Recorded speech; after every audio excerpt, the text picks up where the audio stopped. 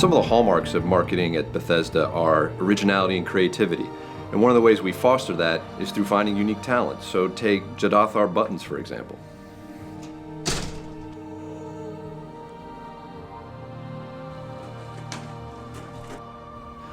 I think he's working out. We might need to rethink our recruiting policy. Okay, so, very light news week. Yes, very light. Depressingly so. Yeah, we do still have some information in the lieu of a article out of Germany. Yeah, Those Germans, why man. do they always get like the out of the way kind of interesting interviews that we never hear about? They had better spies than us. That's my theory. Germany has good spies. Damn Germans. Okay, so this was says the German. This was on buffed.de. It was an interview with Matt Firor, and it covers things like Megaserver and crafting and PvP stuff. Voice actors. Yeah. Yeah. All Thought I sorts had of put little that in there. tidbits. Guess not. So yeah, should we just jump into it, I guess? Yeah, let's do it. Well, Starting with Megaserver, right? Yeah, first off, they did confirm that there was going to be a European Megaserver separate from the North American one, and it would be in Frankfurt, Germany. Yeah. This So, actually... yeah. I don't know. It makes me a little sad. I understand from like technical aspects and stuff, but we had people in the Shoddycast that want to be in the Shoddycast Guild, all of our European friends that are going to be on different servers. I'm guessing, I mean, you can still choose though, Yeah, that's right? what I'm thinking. I don't know if we like have to stay in a specific one depending on our ISP or whatever, however they might do it, or if you do actually have a choice. I mean, there's plenty of reasons why people will want to go into a North American one. Like we've said, you know, if we have fans that want to be in our guild or whatever, then they might want to go to the North American one. But then they also have to think about lag and everything. And, I mean, every second counts when it comes to, you know, PvP and stuff. So, Yeah. I mean, there's reasons for one or the other. Hopefully, you know, it being a game about choice, that they will also have a choice about this as well. Yes, agreed. Another thing that they had mentioned was voice acting. Now, we know in Skyrim they love to reuse voice actor for everybody. Test game. Yeah, notoriously so.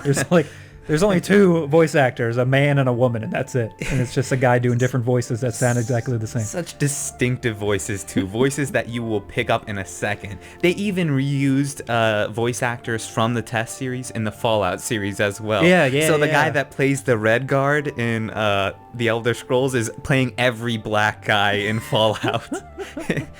They're pretty bad about it. Hello, children. That guy? No, that's Three Dog. Oh, Three Dog. Yeah, that was a unique voice actor that they got to play that guy. One of the few that gets a designated voice actor. Yeah. That's called fighting the good fight, children. But anyways, back on topic.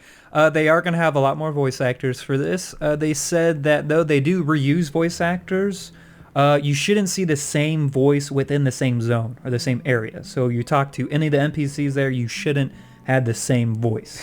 And see, that's a very, very good decision, because I remember in Oblivion walking around in the Imperial City, and I'd have two NPCs played by the same voice actor going, "I saw a mud crab the other day," and in the same exact voice, "Nasty creatures, goodbye."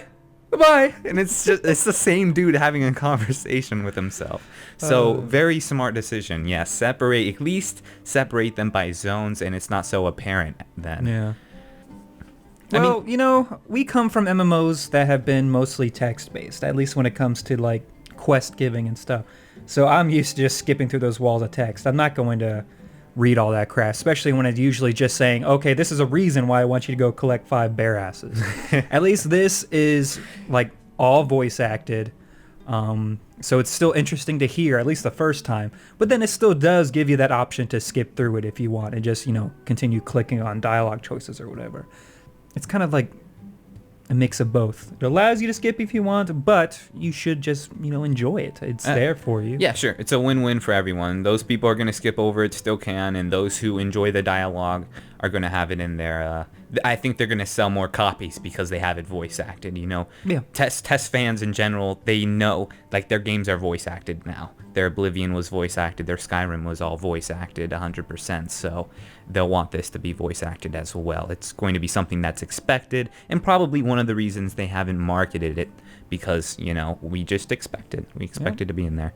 All right, Buffed had brought up a question about crafting. And they're basically asking, well, once I max out crafting, is there really anything else to do with crafting? Like, once you can make the best item, I mean, what else are you going to do? You're going to be bored with that or whatever. And then you can't go into other crafting because you can only have a limited amount of points to put into it, right? But Firor was saying things like, there's plenty of things for you to do once you've maxed it out. Like top tier weapons and armor, they can still be enchanted. They can still be refined. You can add things to it that increase its abilities or whatever. And otherwise, there's plenty of other ways to improve armor. So maybe even change the looks of it, because, you know, they've been talking about that as well, customizing the look of armor. And also, to go further into this, they were talking about enchants on weapons and stuff. You know how in WoW you put an enchant on a weapon and that's it, it's permanent, right? Yes. It's just, it sits there. It's infused in the sword for all eternity. Yeah. But then in test games, we know that there's usually a charge that, you know, dwindles down as you use it. Yep. You're going to see that in ESO. You're going to see the charges. So you will have to recharge it, and you'll have to use soul stones, just like in test, to charge them back up. That's great. That's great. We're keeping it lore friendly. You know, our weapons in the test games, they require the energy of souls of the fallen foes to, you know, keep powered and juiced. And so, yeah, we'll be finding soul shards, empty soul shards that we'll have to fill in order to power these weapon enchants and stuff like that. So, yeah. I like that a lot. It keeps true to the series, and I don't mind weapon maintenance. You know, makes it more realistic for me, personally. I mean, if they're going to have armor repair or whatever, they might as well have a weapon as well. Yeah. I just hope it doesn't become a huge money sink, but, you know. Yeah, well, as long as they don't go too overboard with it, like, oh, after every 5 enemies, I have to recharge my weapon or something. Maybe to start with, like, weapons will, say, like, my first ever enchanted dagger I get at level 10 has a charge of, like, 25 on it. So 25 strokes or whatever, and it's out of charge. Okay, I could understand that, but then later on, you know, as we're getting more powerful weapons, maybe they have longer charges. So maybe a weapon at level 50 has like 1,000 charges or 2,000 charges on it, and instead of petty soul gems, we're using grand soul gems to power those, right? Yeah. Because they require more soul juice. Yeah, to power, but yeah, I like that a lot. I think a lot of people appreciate the use of soul gems again. I agree. Okay, let's go into the PvP side that they started talking about. ZOS is aiming at 2,000 people within a campaign in Cyrodiil. So that's kind of like the artificial cap, let's just say. That's what they're shooting for, at least. That could go up or down depending on testing and what they feel is the best number to have in Cyrodiil at one time. And then they're still going with the whole 200 people on a screen at a time. Now, when they say that, they mean 200 people in your field of view. Yeah. So there could be 300 people behind you, but they don't have to render those people. So there could be 500 people all within one little thing, but you will only see the 200 people in front of you. He also said that this 200 person thing on the screen is based on your computer specs. It's client side. It's not server side. So that can go up or down depending on how good your computer is, where your graphics settings are at. So if you have really low graphics settings but have a really good computer, then you're going to see a shit ton of more people than just 200 people. Okay, so tone down the graphics on a monster PC, you can get 200 people. And is 200 people the max, or is that the goal? Is that the average? What do they say? I think that is like, that's what they're shooting for the average computer spec. For the average computer spec. Yeah. Or maybe just like their minimum requirements even. So if I'm running... And then on the opposite side of the spectrum, if I'm running ESO on a scientific calculator with maximum settings on that, you'll see like 2 people. I'll see like 2 or 3 people. Yourself, maybe. That's it. You're getting owned by people you can't even see. Yeah. Okay, that makes sense. But yeah, so that's just keep in mind it is client side. So maybe if you are going into Cyrodiil and you know that's going to be an issue, you might want to turn your settings down. And the last thing they were talking about was just that ZOS does have a lot of content planned, after ESO launches. So I guess they're putting stuff on the back burner like quests and just overall gaming content. It scares the hell out of me what you just said. I don't mean like features that they're just leaving off until after launch, even though they are going to have things like that, like Dark Brotherhood, Thieves Guild, player homes. But I think they were referring to, and this is going through a translated website from German to English. Sure. It sounded like he meant like quests and just other gaming stuff to keep us fulfilled after we've completed all the stuff that's already in the game. So they have more stuff in line to release after launch. We'll see. That's all I'll say. And I want everybody to keep their ears to the ground on this, because the more you see an MMO developer say that they have content planned after launch, the more they say that, it becomes a crutch for them. And that's what happened with SWTOR. The closer you get to launch, if they're saying that more and more, oh, we have more content planned, that means that they probably release their game too early, or they don't have enough content to where they feel secure enough to where they don't have to drive that home with everyone. This is maybe the third or fourth time I've heard them say this in the time we've been following ESO, so it hasn't been very frequent. They haven't been saying, oh, we have more planned. I'm just saying keep an eye on it, because we've seen it before, and you can testify to that too. But I don't think we'll see that in this case, mainly because of the pushback they had. They pushed it back 3-4 more months. Because they know it wouldn't have been done in time. They didn't want to rush it. They wanted to make sure it was a complete product, and they say this all the time, that they want to make sure it is as close to a test game as possible. They want to make sure they make everyone happy, that everything is polished to the T. So I believe them in this case. I can't believe them or not. I mean, I'll take them at their word, obviously, but like we've never seen anything from this developer, so I'm just not putting too much faith. Fair enough. All right, and now it is time to go into the developer question of the week with the guy with the big beard.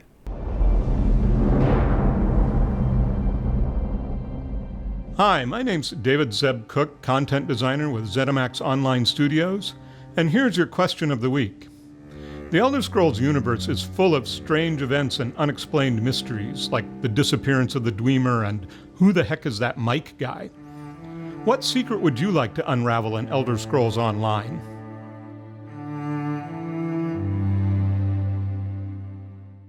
He does look like he's related to the lore master, though, a bit. He kind of looks like an older version of what's his face from that show, the meth, and was it Breaking Bad? Jeez. Oh, Walter White? Yeah, he kind of looks like an older version of him. He has a longer beard, more shaggy up top. Are you saying he fought cancer and beat it? They're all doing crystal there at ZeniMax? Is that what you're saying, Kyle? Is that what you're saying? Hey, they have to get through those long hours somehow.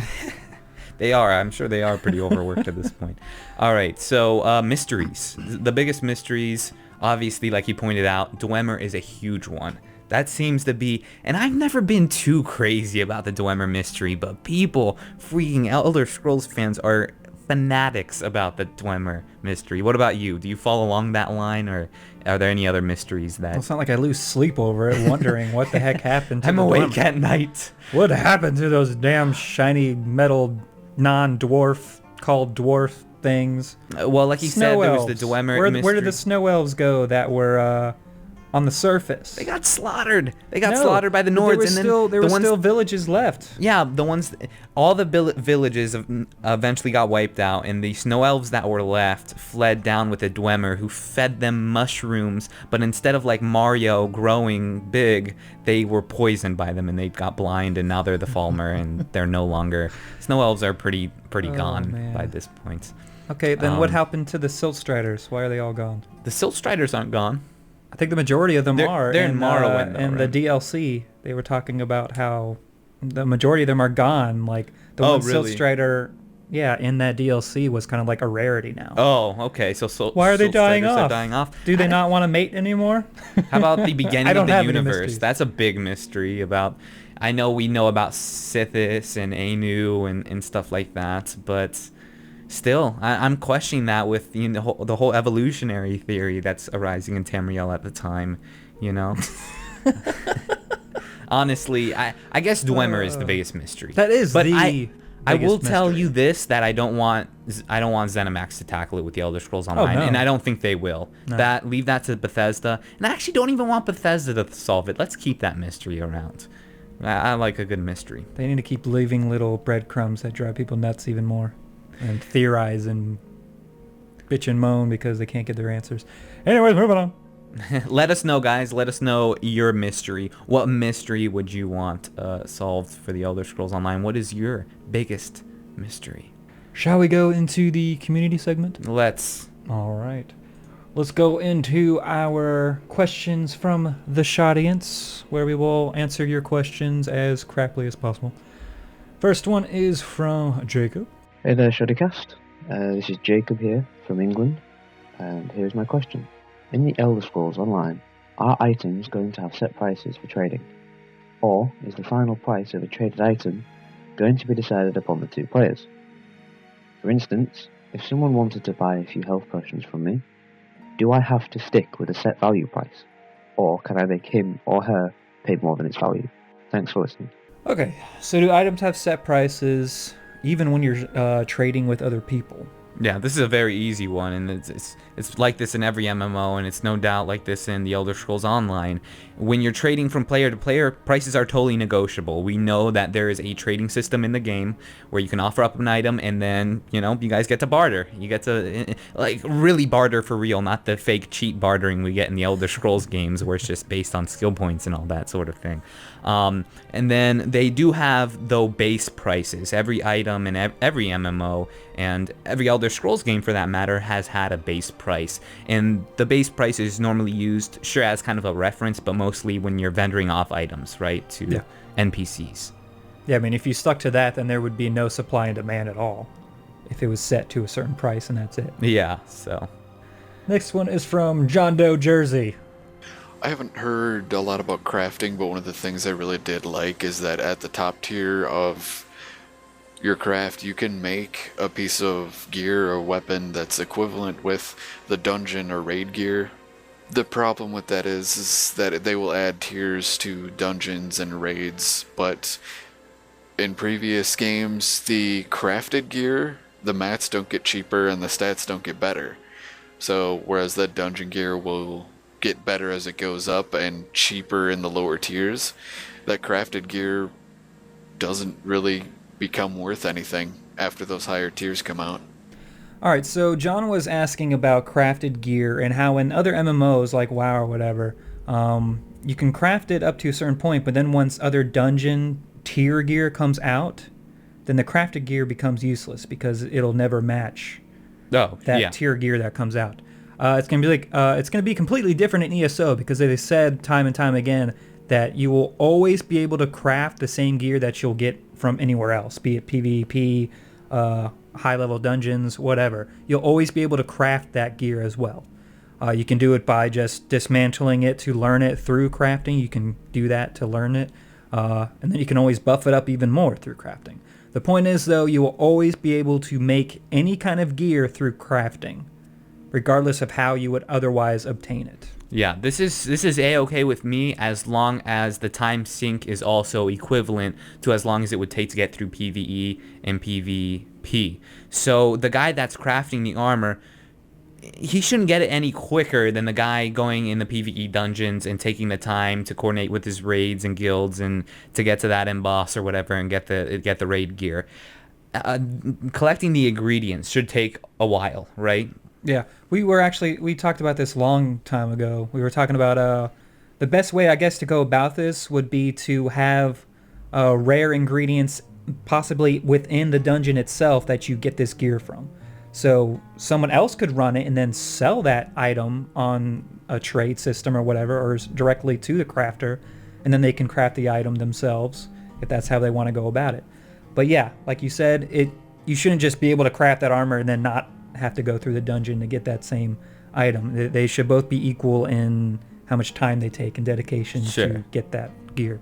So yeah, make the item require ingredients that are hard to get, be it in the dungeon itself that matches that item, or in PvP, however they want to go about doing it. Just make sure it's challenging.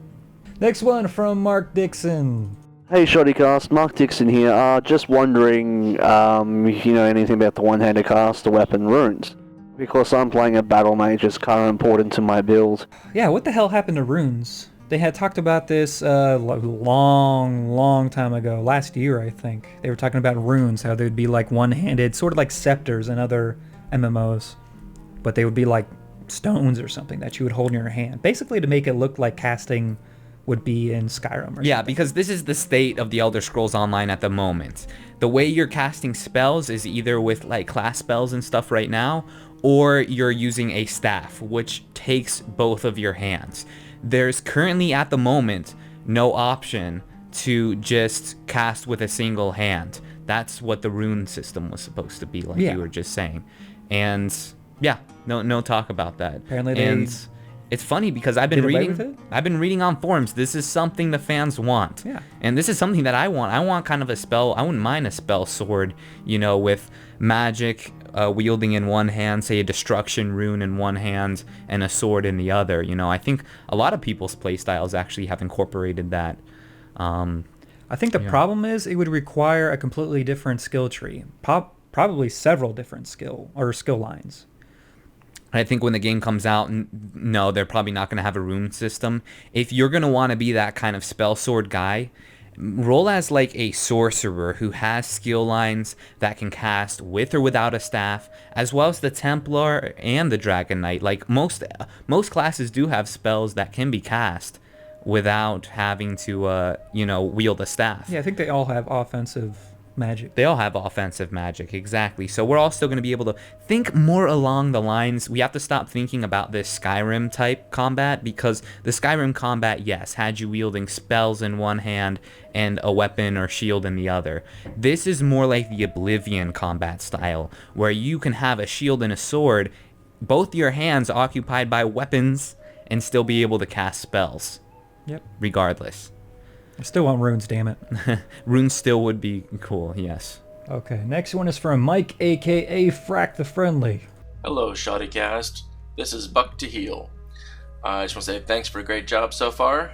My question is, I heard there was no underwater swimming in Elder Scrolls Online. I can't confirm this. I don't know, maybe you can.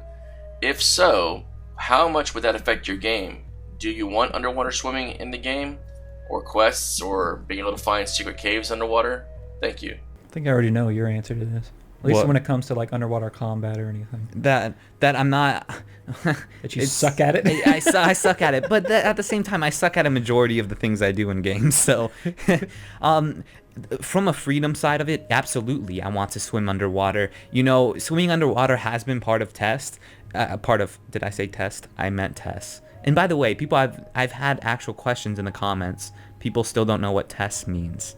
TES, T-E-S, the Elder Scrolls. We're not saying test, T-E-S-T, TES. Anyway, now that that's out of the way, we've had underwater caves and stuff with like treasure chests sunken underwater. Argonians have had the benefit of being able to breathe underwater and get those chests. And if you weren't an Argonian, you had to use like either an underwater breathing amulet, or I think it was the School of Alteration that allowed you to breathe underwater.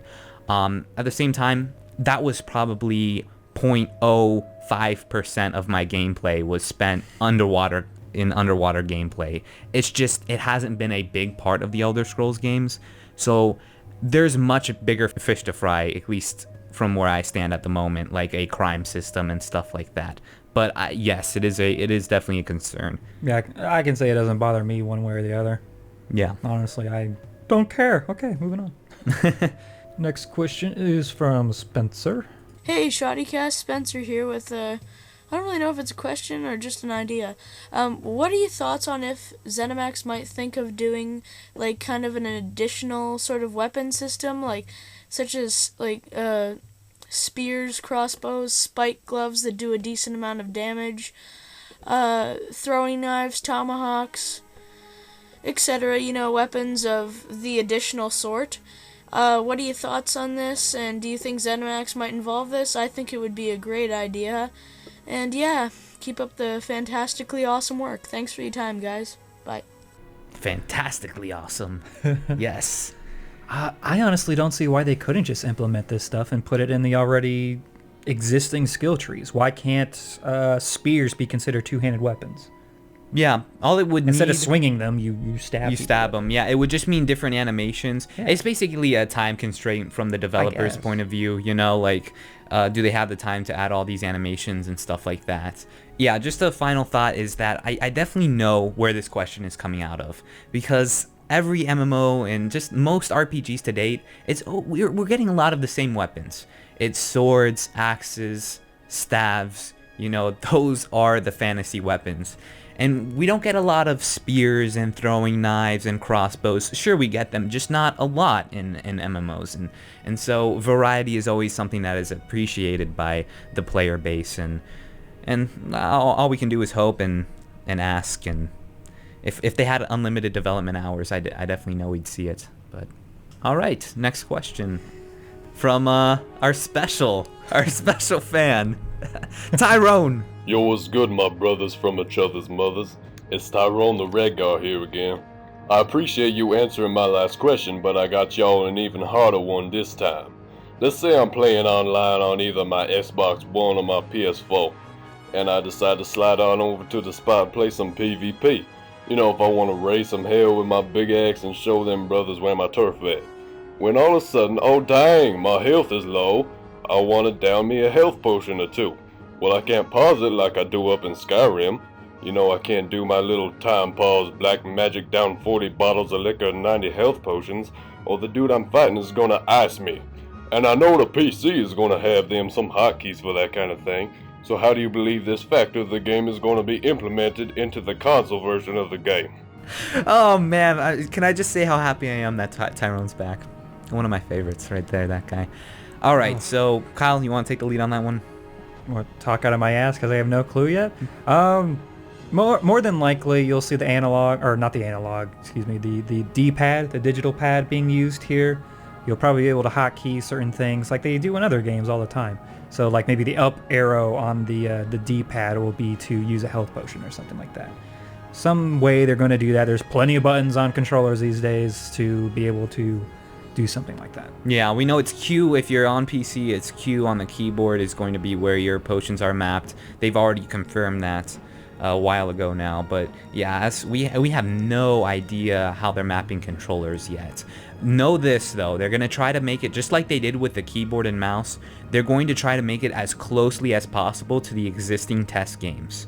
So whatever we were mapping like stuff to our D-pad in like Oblivion, for instance, we were mapping potions there. So it's a pretty good guess that we might see them mapped again to our D-pad, because just like we've seen with the controller or with the mouse and keyboard, they've been trying to like shift, for instance. Shift is your sneak button in the test games. It's also your sneak button in the Elder Scrolls Online. They're trying as best as they can to keep it like that because people will know those controllers. They'll familiarize themselves very quickly. It should be intuitive. Like you should already know, basically. You get onto that mouse and keyboard, you should know how to play the game, basically, if you play test. They're going to want to make it feel as close as they can to a test game, both in, you know, visuals and also in their controls, as well as the feel of the game in combat too. So, yeah, that's the best answer we could give for that. That's our educated guess for you there, Tyrone. Thank you so much for sending in that question.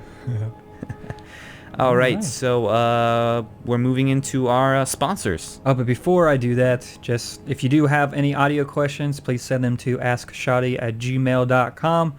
Make sure they are some familiar formats, because I see some really weird extensions on these files, and I don't even open them because I'm like scared they'll have viruses. Somebody's trying to send a Shoddycast virus. So yeah, if it's not like a Windows Media file or an MP3 or just something I'm used to seeing, I'm probably not going to open it. Yeah, Kyle's afraid of the unfamiliar. I'm scared. All right, so let's go into our sponsors of the week. Yes, a lot of them because of our new goal to fund Project. Well, I initially was calling it Project Arena, but now it has the official series name of Storytime. Storytime. Yeah, where we recap games, particularly old games that we haven't played in a while, and bring them to the wonderful world of art and animation. So, yeah, are you going to read all of these? You're going to be pretty winded by the end. I'm going to go through them quickly, though, so don't expect a huge show, or what is it called? Show and dance, or whatever it's called. Anyways, let's go into it. First one is for Mark Dixon. Akatosh. Actually, you might as well say him twice because he donated a second time. Good talk. Okay. Dean Valentine would like to... Oh, no, not this Tharm D. Kilnsey. Wow, this is going to be a hard one. Is a diehard... Say it. Wow. Hardcore guild that encourages strategic thinking and teamwork. You can apply and learn more about the guild at tharmdilkinsey.engine.com. Martin Hirschner, thank you, sir, once again, would like to talk about his Daggerfall Covenant guild called Tamriel Trading Company. So you can go check them out at tamrieltradingcompany.com. Cameron Grissom, a new donor, thank you. A donation from someone who would like to be referred to as Maik, which is to donate 20 septum. Blasphemy! Are you the Maik? You better be the Maik. And he will not donate more. Maik is done typing now. Oh, awesome. Michael Patterson, once again. Sons of Sithis. We are the sons and daughters of Sithis. We are an Ebonheart guild that seeks to unite all characters who follow the Dread Father to protect the Brotherhood's homeland. People can find us on testoff.com.